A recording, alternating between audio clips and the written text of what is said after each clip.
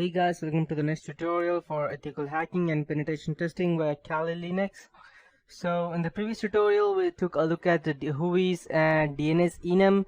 In this tutorial I'll be teaching you, let's say if you are a system administrator and you may get, your employees may get different types of, if you have passed all your security system, then there is only one thing that you need to worry about would be that someone else to go and social engineer their way into your company.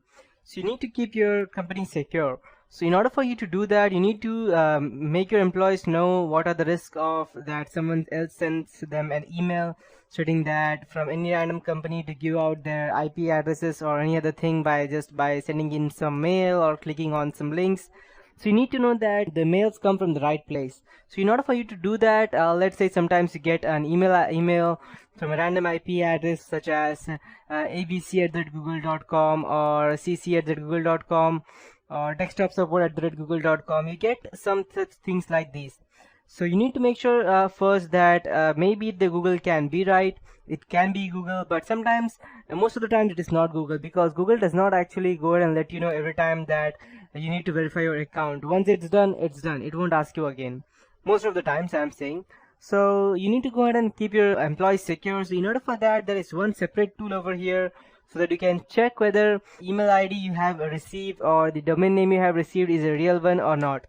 So you can just go ahead and open over here applications, Kali Linux, information gathering, DNS analysis, and URLcrazy.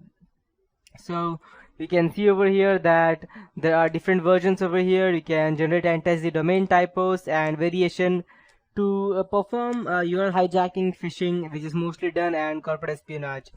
So these are where the original directories are, and these are the options just in case you want to change your keyboard type, and these are the main DNS ways.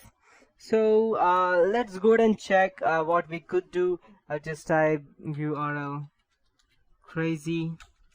and I'll type google.com. Okay, great. So there are 87 host names to process with google.com, out of which 86 are false. So let's check which all are false. Okay, there are loads of things. I'll probably just go ahead and increase this a bit, and I'll just go ahead and skip and I'll run this again. Okay, make sure that you look at websites at a proper way, because sometimes it will seem similar, but you won't even have an idea that this is a fake one. I'll just go ahead and run it from the start. Okay, as you can see, okay, this is quite easy to understand that this is a fake one. Even this one, even Google, but this one sometimes you just miss out the OM and you won't even recognize that. So these are the fake ones. I'll show you something which is quite different and which is also a bit hard to find.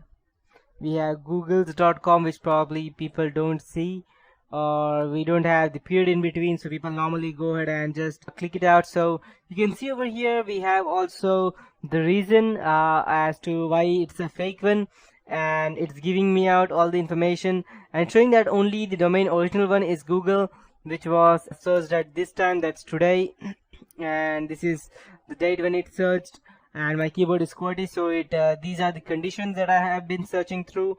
It will give you each information. Character omission, that means it does not have an O.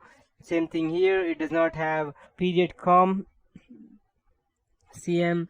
Then we have repeated L, which is a fake one, and we have character replacement. We have character replacement vices for E, and we have double character replacements. We have vowel swap, that is E to A. Okay, this is a bit flipping, that means it's from normal, it's a C, Google. Same thing over here. It has been chosen over here, the zeros in front of O instead of O, and that can be confusing sometime. And these are totally different TLDs, timeline directories, .ch, .ca, .edu. These are all false. So let's go ahead and check something more, and let's check what other options do we have. Okay, so I'll just type I, and let's first check the popularity with Google. I'll type, let's say, surf.com, type p.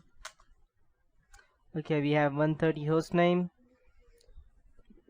Okay, so this is quite a bit, and we also have the IP addresses, as to we can easily go ahead and find that out as to who is the person who is trying to go ahead and actually cheat us. I think that this